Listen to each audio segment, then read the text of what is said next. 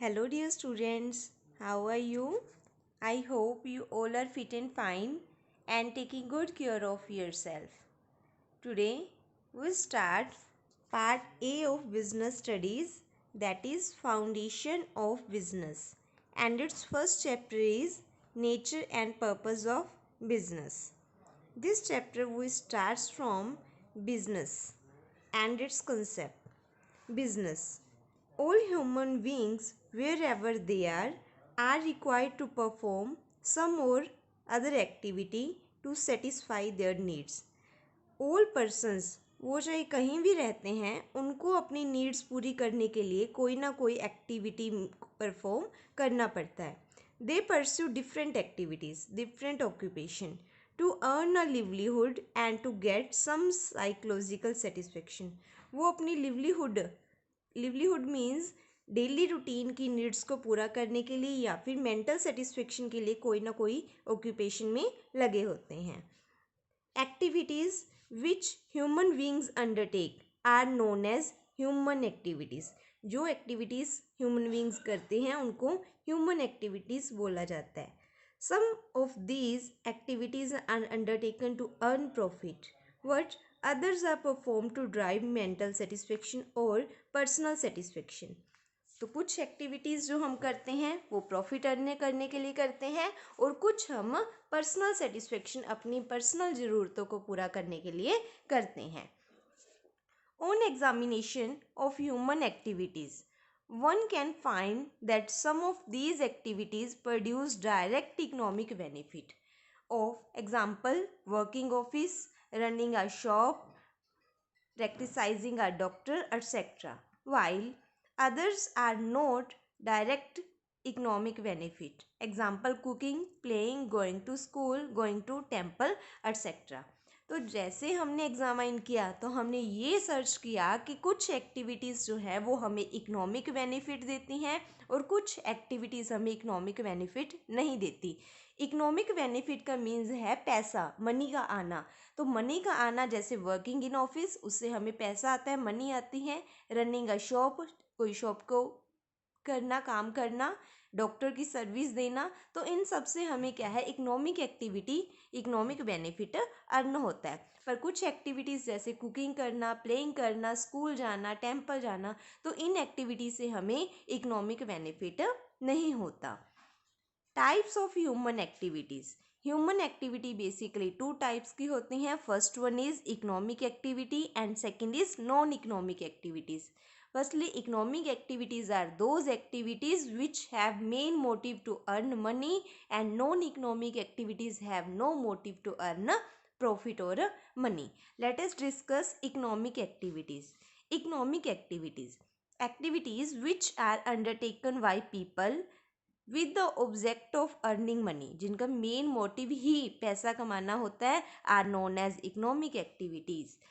These activities are concerned with production, exchange, distribution of goods and services. ये activity production से related होती हैं, exchange से related होती हैं, डिस्ट्रीब्यूशन लेन देन करना, परचेज और सेल करना, इन सभी से रिलेटेड जो होती हैं वो इकोनॉमिक एक्टिविटीज़ होती हैं.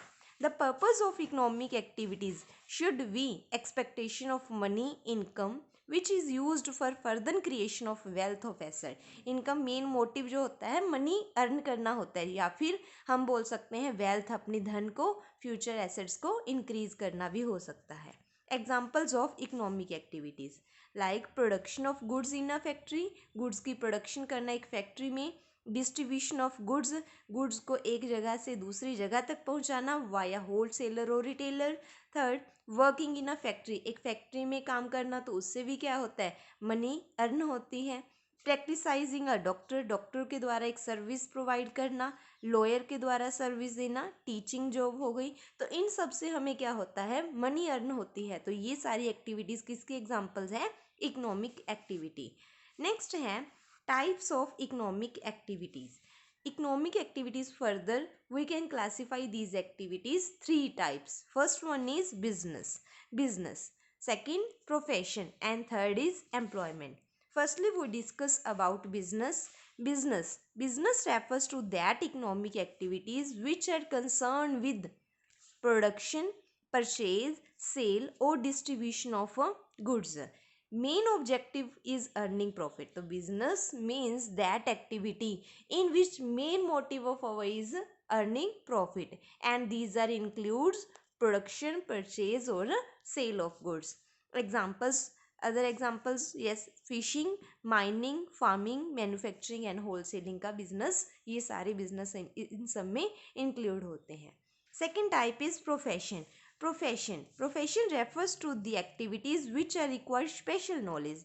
तो वो एक्टिविटी जिसके लिए हमें किसी स्पेशल नॉलेज, स्पेशल क्वालिफिकेशन की नीड होती है, जैसे कि डॉक्टर के लिए MBBS, ठीक है, स्पेशल टीचर के लिए जिस सब्जेक्ट की नॉलेज चाहिए उस सब्जेक्ट की क्वालिफिकेशन की नीड होना, लॉयर के लिए लॉयर की LLB होना. तो ऐसे ही सभी प्रोफेशन के लिए उसके लिए स्पेशल नॉलेज होना जरूरी है. Profession refers to the activities which require special knowledge and skill to applied an individual in his work to earn a living. These activities are subject to guidelines or codes of conduct. इन सभी के special guidelines और subject knowledge होती है. The people who are engage in profession are known as professionals. जो person profession में लगे होते हैं जैसे lawyer, doctor and teachers and chartered accountants, तो these persons are known as professionals. For example lawyer are professional engaged in legal profession. तो जो lawyer है वो लीगल वर्क में लगा हुआ है. थर्ड पॉइंट इज एम्प्लॉयमेंट हम उसे बोलते हैं जब एक पर्सन दूसरे पर्सन के अंडर काम करता है. When one person is working under some other person. Employment refers to activity in which individual works regularly for another person. When some person is working for another person and get remunerated in return, और उसके return में उसको remuneration में salary मिलती है. Those who are employed by others are known as employees.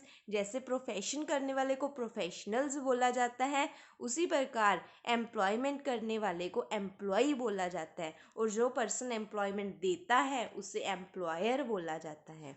The person who engage others to work regularly is known as a employer. जो दूसरों को काम देते हैं वो एम्प्लॉयर्स होते हैं.